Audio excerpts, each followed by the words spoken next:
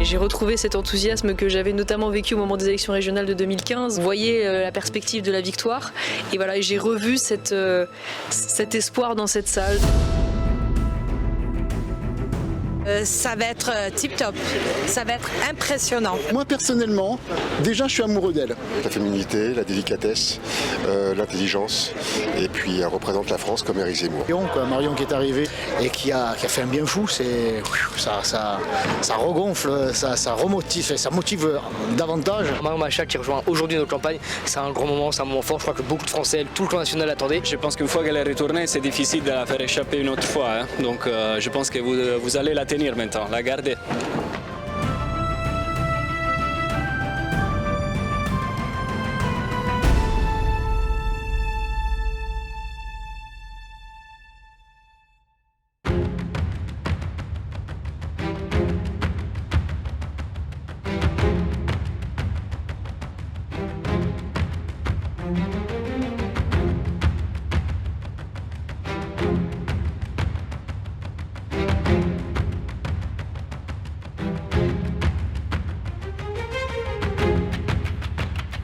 Livre Noir est à Toulon aujourd'hui, précisément sur le marché des Morillons. Et oui, c'est là que le candidat à la présidentielle, Éric Zemmour, a choisi de déambuler. Alors on vous a envahi.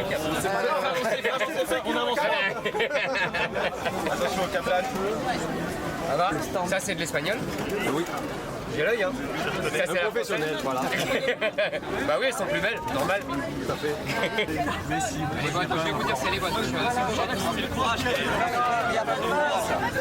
Mais en réalité, aujourd'hui, ce n'est pas lui la star de la journée, ce sera Marion Maréchal. Et oui, elle fait son grand retour en politique après 5 ans d'absence et elle sera sur la scène du Zénith de Toulon tout à l'heure. Alors, suivez-nous avec Livre Noir, suivez-nous dans les coulisses de ce grand retour en politique de Marion Maréchal.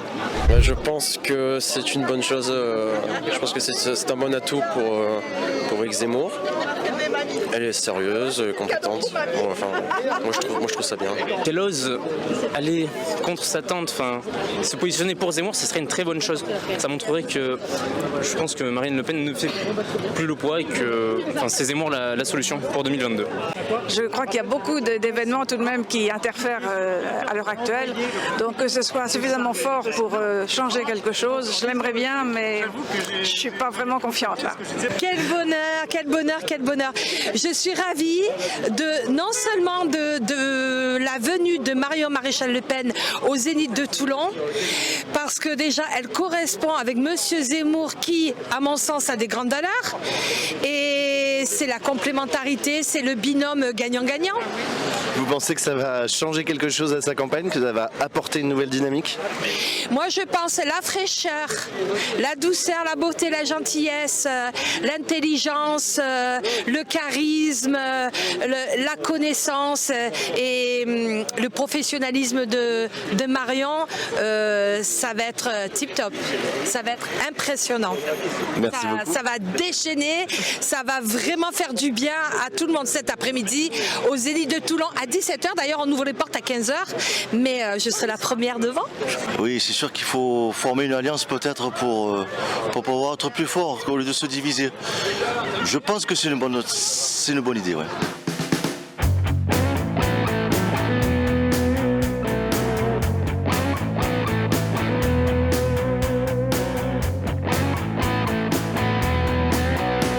Alors je suis ravie, c'est une très belle personne qui a des idées, qui sait les exprimer, qui a beaucoup de charisme et je la suis depuis très longtemps, donc c'est vraiment une très bonne nouvelle.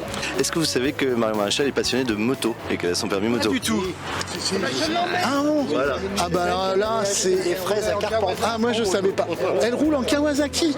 Alors ça c'est super, c'est extraordinaire. Alors qu'est-ce que vous pensez d'elle? Alors moi personnellement, déjà je suis amoureux d'elle. C'est la nouvelle génération.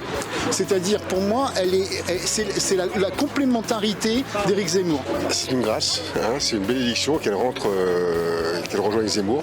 Et à mon avis, ça fait partie des choses qui vont changer les choses. Elle représente la féminité, la délicatesse, l'intelligence, et puis elle représente la France comme Éric Zemmour. Moi je pense que Marion Maréchal représente effectivement cette nouvelle génération compétente, volontaire, qui peut effectivement amener un sang neuf vers la politique tout court. Et puis vers Zemmour, tant mieux. Donc non, c'est une excellente nouvelle, même si c'était un secret de polichinelle, c'est vrai, mais bon, c'est vraiment une excellente chose, une excellente chose.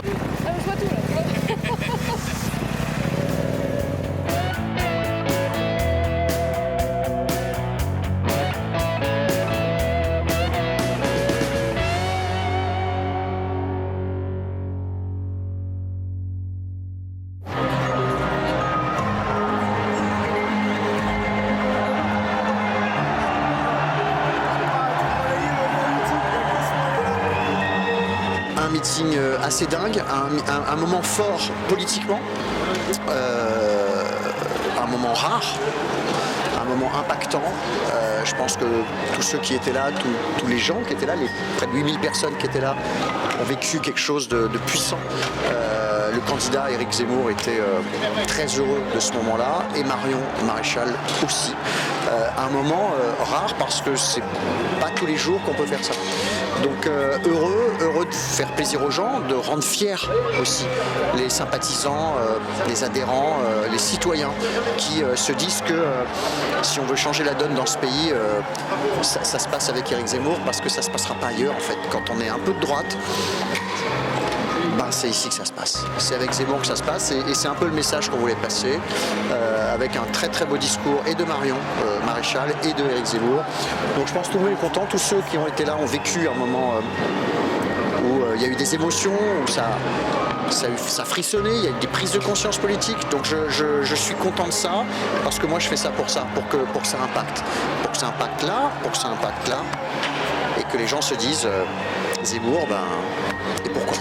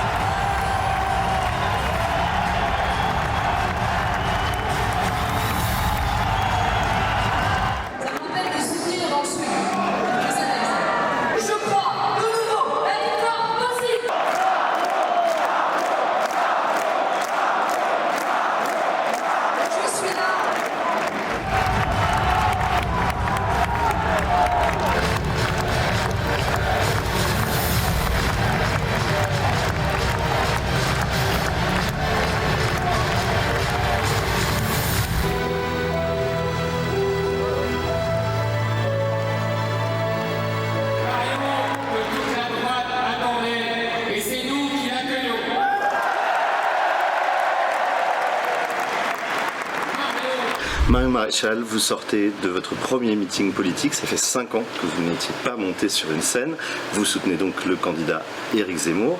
Qu'est-ce que a été votre première impression après c'était un moment d'émotion, c'est vrai, vous l'avez dit, je suis un peu rouillée, puisque je vous cache pas que je suis montrée avec une certaine appréhension quand même, et c'est vrai qu'il y avait une ferveur, une foule incroyable. J'ai retrouvé cet enthousiasme que j'avais notamment vécu au moment des élections régionales de 2015, où on voyait la perspective de la victoire, et voilà, j'ai revu cet espoir dans cette salle, donc je ne regrette pas le choix que j'ai fait aujourd'hui. Est-ce que vous avez trouvé que c'était le même type de militant que vous aviez connu à l'époque ? J'ai vu de tout, j'ai vraiment eu le sentiment de voir de tout, des visages connus et des visages non connus. J'ai discuté un peu avec un certain nombre de personnes spontanément qui me disent voilà, moi je viens de LR, je viens de Dupont-Aignan, je viens du Rassemblement National, ou alors je ne votais plus depuis des années. Donc c'est assez étonnant, enfin ça correspond d'ailleurs à ce que j'avais vu et analysé, c'est l'une des raisons pour lesquelles je viens, cette capacité d'Éric Zemmour à créer des passerelles entre les droites au sens large, mais pas seulement, à redonner de l'espoir aux abstentionnistes, mais voilà, également à faire des ponts entre des Français qui ne sont pas tous issus des mêmes milieux, des mêmes professions. Et ça, je trouve que c'est une force extraordinaire de rassemblement.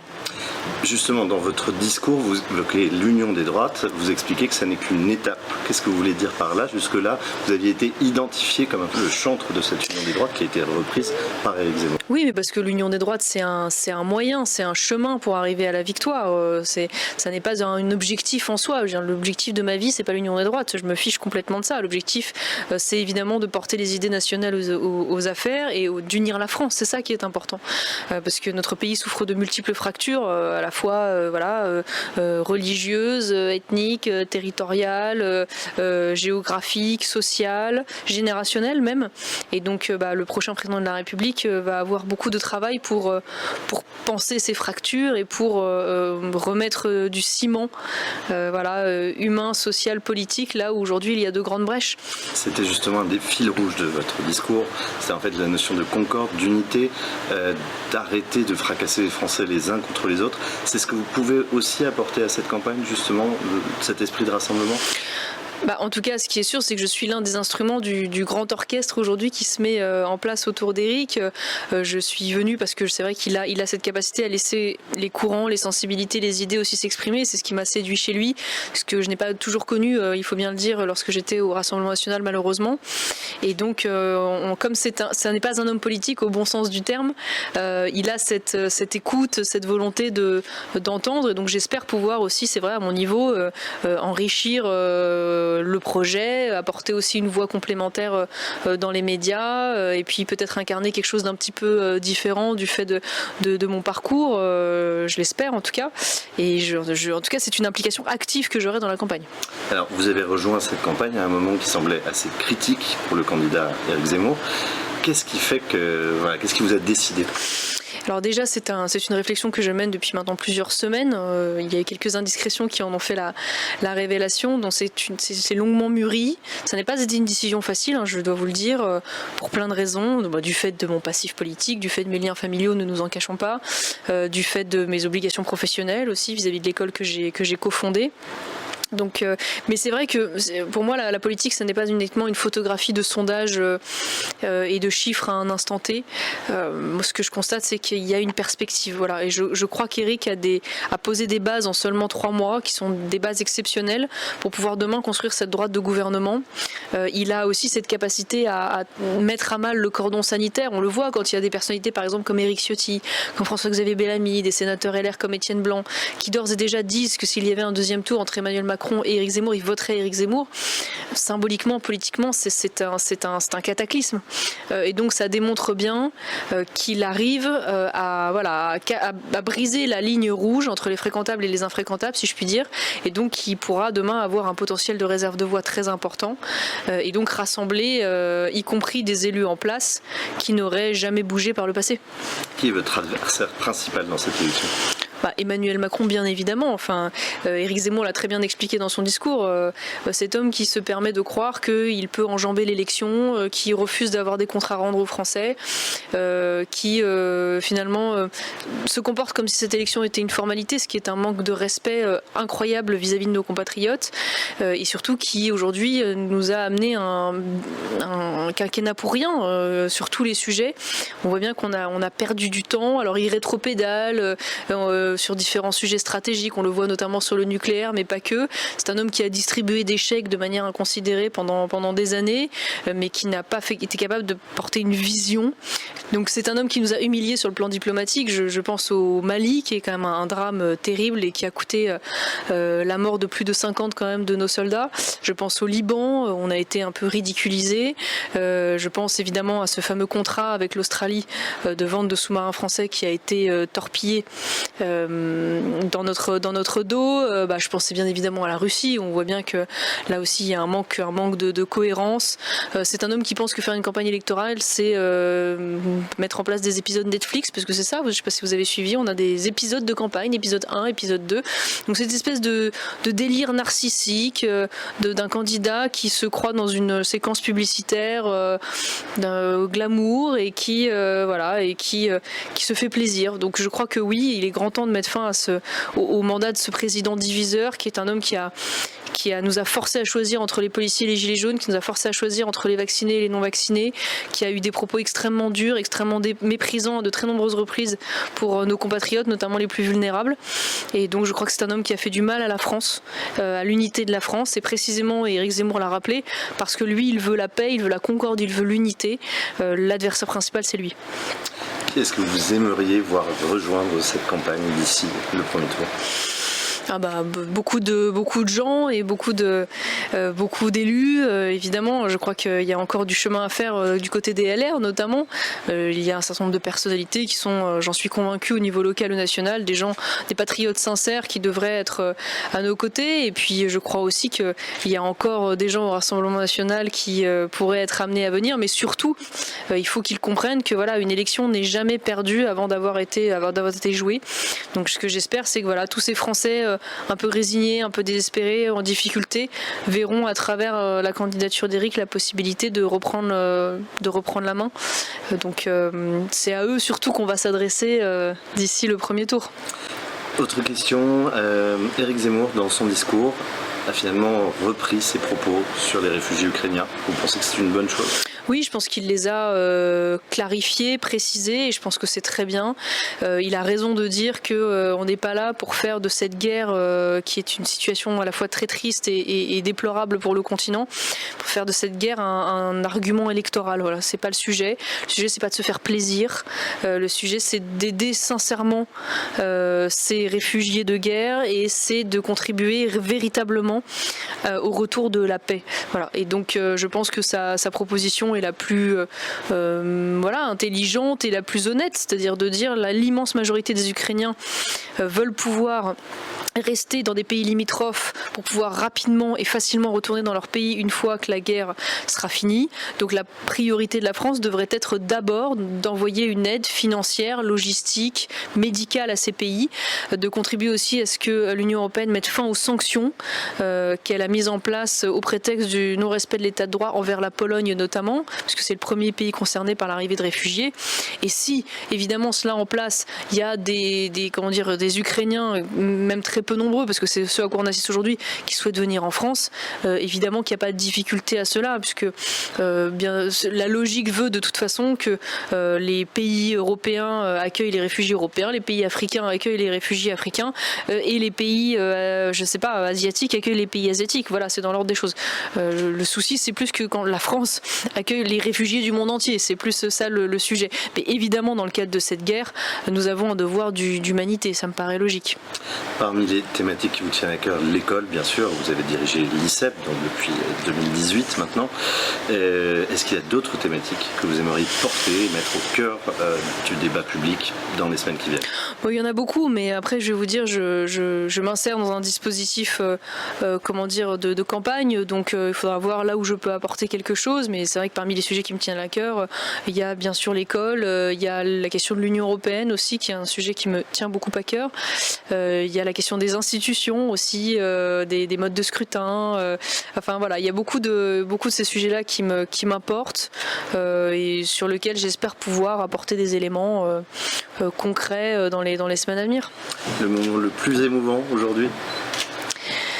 Oui, le fait de revoir quand même, évidemment le moment avec Éric était très émouvant. Le fait de revoir quelques visages connus après dans les coulisses et de retrouver des anciens amis, mais il y en a eu beaucoup. Ça a été riche en émotions, pour être honnête, j'aurais du mal à trier. Merci. Merci à vous. Une ferveur, une envie, une détermination, une chaleur. Le Zénith, quoi. C'était le Zénith. 8000 personnes au moins, chauffées à bleu, blanc, rouge. Et puis Marion qui est arrivée après nos interventions et qui a fait un bien fou. Ça regonfle, ça remotive, ça motive davantage. Parce qu'on a senti sa détermination aussi, son envie de participer à cette campagne et au-delà de la campagne, de participer à la reconquête et à la renaissance de la France. Il y a des jeunes dynamiques. Je sais qu'on nous abreuve, qu'on nous bombarde le sondage, oh là là, les sondages. Moi je sais ce que j'entends et ce que je vois à Marseille, et pas seulement à Marseille.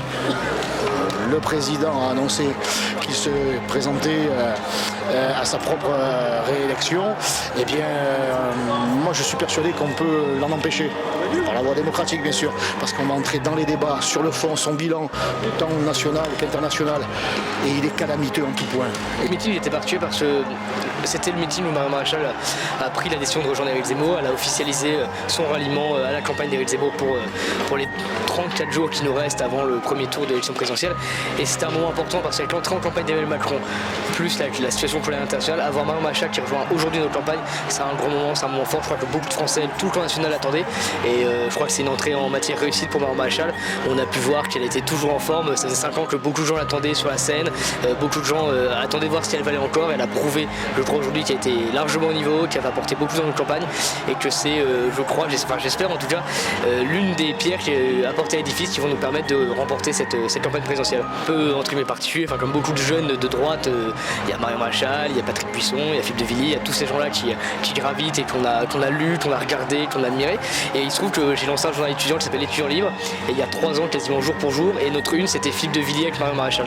Et le thème c'est l'engagement de la jeunesse, notamment à droite. Donc de voir aujourd'hui Marion Maréchal introduite en partie par Philippe de Villiers, je me dis qu'on ne s'est pas trompé en tout cas sur ce que pouvait être la recomposition politique à droite. Et donc moi il y a un côté, ça fait depuis 6 mois qu'on fait campagne, 6 mois qu'on remplit des salles, 6 mois qu'on fait des choses de dingue. Mais là on a fait un meeting avec 8000 personnes dedans. Casting avec Stéphane Ravier, Guillaume Pelletier, Philippe de Villiers, Marion Maréchal et Éric Zemmour. Moi en tant que jeune de droite, au-delà de toute considération électorale, j'en suis ravi. Il y a une recomposition politique qui est en train de se mettre en place. Beaucoup pensaient qu'on pourrait la faire après, en fait on l'a fait maintenant. Et c'est comme si c'était très intéressant à mon avis pour cette fin de campagne. Donc moi j'en suis très très heureux. Bah écoute, c'est 5 ans d'attente qui sont terminés parce qu'au final, moi qui je viens à la maison tous les jours, je voyais bien qu'en fait c'était une passion dans laquelle elle ne pouvait pas s'échapper. Donc je suis heureux pour elle qu'elle aille enfin retrouver son chemin et donc je lui souhaite tout ce qu'elle veut pour cette future, cette campagne et donc la construction du futur politique à droite. Vous pensez qu'elle va rester longtemps dans la vie politique française? Je pense qu'une fois qu'elle est retournée, c'est difficile de la faire échapper une autre fois. Hein. Donc je pense que vous allez la tenir maintenant, la garder. Merci beaucoup.